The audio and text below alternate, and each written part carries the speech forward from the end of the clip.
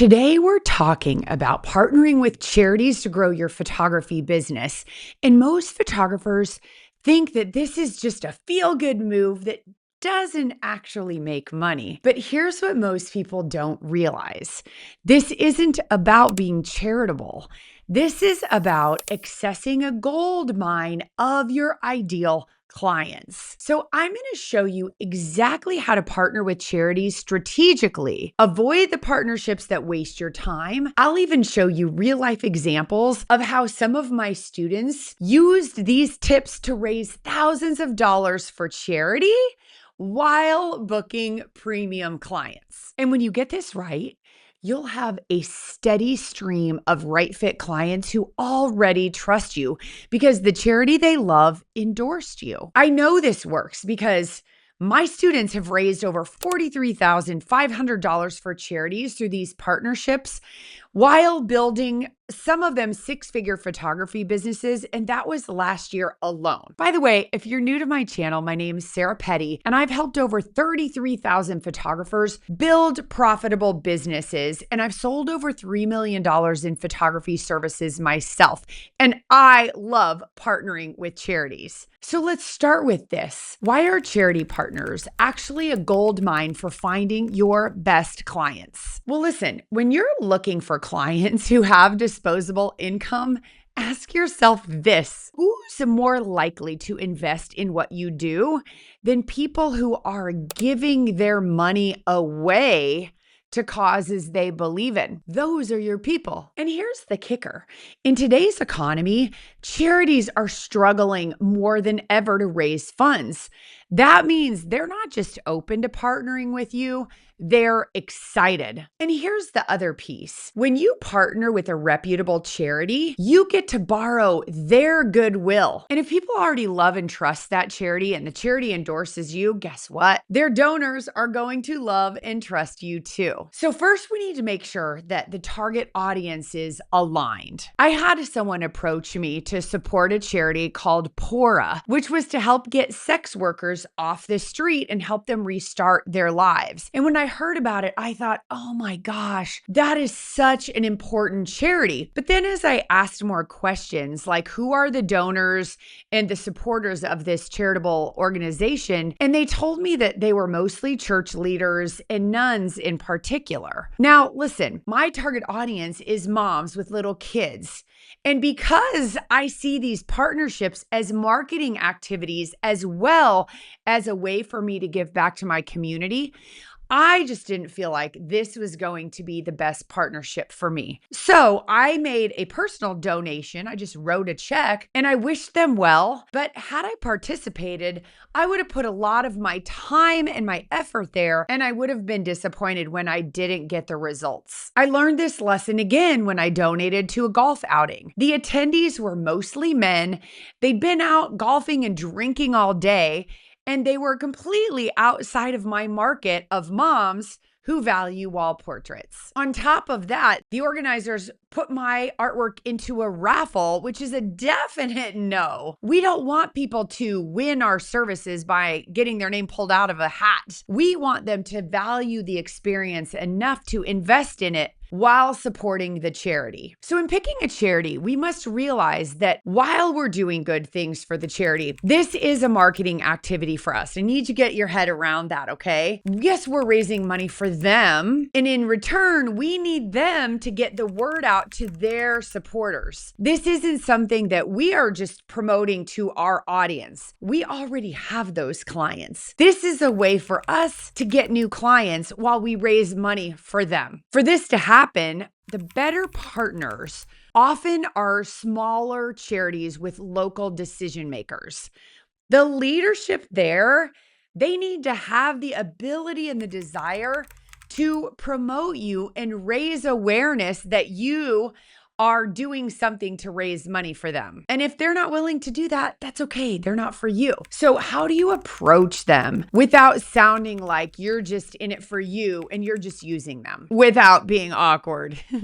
You do this the way you would approach dating. You meet them first. You support them. You have more than one interaction with them. You research them. You make sure you're crossing paths with them and you're making sure that their goals align with your goals. Ask them about their fundraising efforts. See if there's a small way that you can participate in something that they're already doing so that you can start to build a relationship, because you want to make sure that you both know, like, and trust each other before you go jumping into a partnership with them. And once you've built that trust in that relationship, here's how the magic actually happens. This is about how you structure your partnership. And there are lots of different ways we teach to do this, but let me give you one example of how this can work for you. What you can do is create an event or a promotion where the charity promotes you for a specific reason and during a specific time frame. Then the charity promotes your offer to their donors, and your full session fee, whether it's $100, $200, whatever it is, gets donated to the charity. And I really like it when they take the money. And then the donor gets a complimentary session with you for making the donation. I want you to hear this. This is not a mini session. Please don't call it a mini session. You're going to ruin all the results that you're going to get from this. Then when people book, you meet with them, you explain how you work, and you serve them. I get it. You don't get the donation that they're giving to the charity, which would typically be like your session fee, but also you don't have to spend any time or money doing marketing activities because they're a direct referral to someone who has disposable income. The key is that you know how to serve the clients by offering products they can't live without. So they're excited to invest $1,000 to several $1,000s. You're not just giving everything away for what they donated to the charity. This is very important. We've got to have orders over $1,000 if we're going to stay in business. Might someone not be a good fit who maybe doesn't want to invest in artwork and they just make the donation to support the charity? No problem. I still photograph them. I create a few images and I gift them a print or two. And when that happens, I go through my normal booking phone call conversation and I tell them what makes us different and how we work. And I ask them if they can refer me to anyone they know who might be a good fit, right? So I might have just gotten a referral or two from a wrong fit person, but worst case scenario, you're going to probably get at least one wrong fit person. And that's just the cost of getting all of the other mostly right fit clients. By the way, if you like what I'm sharing here, you'll love my free weekly newsletter. It's a quick 5-minute read with actionable ideas to grow your portrait photography business. I'm going to stick the link in the description, so make sure you sign up. Now, let me show you exactly what this looks like when this beautiful relationship and this partnership structure is working. My student, Allie Klein, who specializes in pet photography, has had significant success with charity partnerships when following our system, specifically through a professionally designed event campaign that we gave her in our peak performance coaching program, and it's called Pooch Playoffs.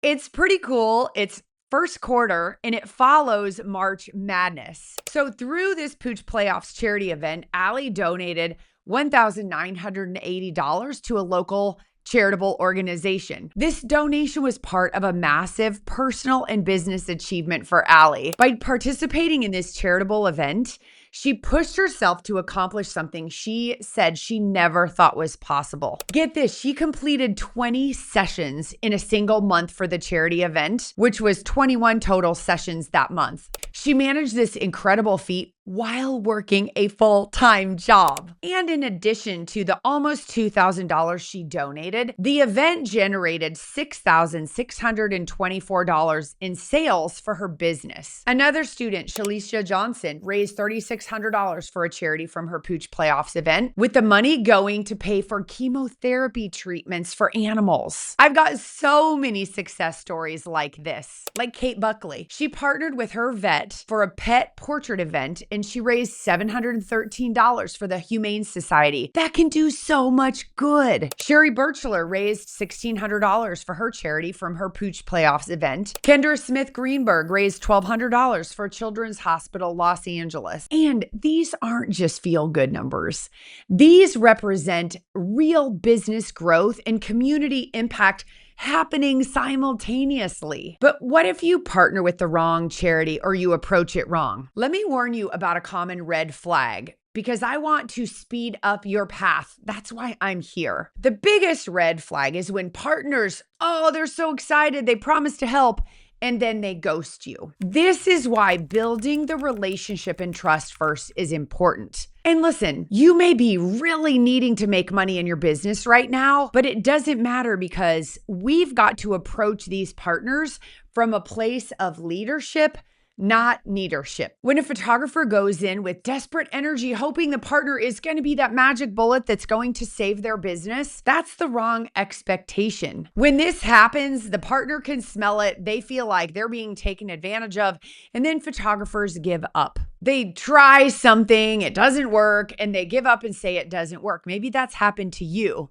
Instead, take a look at what you did, why it didn't work. Maybe you didn't approach the right partner, or you didn't have a relationship first. And then look at what you can do better next time. In our business, after every event or activity we do, we schedule a debriefing, and we call it Groundhog Day. It goes on the calendar within a week of any event we do. And that's where we can sit down and look at what went well, what didn't go well. Kind of like the movie Groundhog Day with Bill Murray. Have you seen it? He keeps waking up every morning and living the same day over and over and over again. We've got to make a list of do differentlys. Let's talk about when you show up to this charity event. I want to give you 5 strategies to maximize your success. Number 1, lead with authentic connection. If you have a personal story that ties into the cause, share it. Because when your audience sees and feels your heart, they trust you faster, and that trust leads to bookings. An example is if you know someone in your family who's a breast cancer survivor, supporting that charity really gives you a boost because the story makes you unforgettable, and that helps people bond to you. Number 2, build instant awareness in person and online. Listen, even if you don't have a studio, which you likely don't, showing up at charity events gets you seen by the right people in your community. When attendees meet you in person, they start connecting with your face and your generosity and your professionalism. And when you and the charity share those moments on social media, photos, images of the event, behind the scenes, you're tagging the charity's tagging you, you're tagging clients, the visibility multiplies. You're not just another photographer. You become the photographer people recognize both online and offline. Next, I want you to showcase what sets you apart. So you don't show up with your stack of business cards and hand them out. You want to have wall portraits. You want to have albums and books and things so that people can see instantly that you're not just another cheap digital file only photographer. You're the photographer who creates beautiful heirloom artwork, not files that disappear. That positioning alone attracts premium clients. Number 4, I want you to play the long game. One event isn't the win. The win is the relationship. Every connection you make has the potential to deliver clients for years. You want to partner with that charity again. You want to collaborate on new events or even co-create new experiences together. That's how you turn one fundraiser into a steady stream of bookings. Number 5, spot the right clients instantly. Listen, my students use a marketing tool I taught them to use. It's called a dog whistle. And this can be used at your charitable activities like crazy. This marketing strategy is so powerful that I created an entire video to give you the strategy, the rationale, and even a break-even analysis of like, how do you even know how to do these, create these, and how does it even happen? So here you go. Click right here, learn exactly how to copy this marketing trick, and it will blow up your business. And heck, be sure to comment any questions you have below because if you start working with charities, your life will be changed.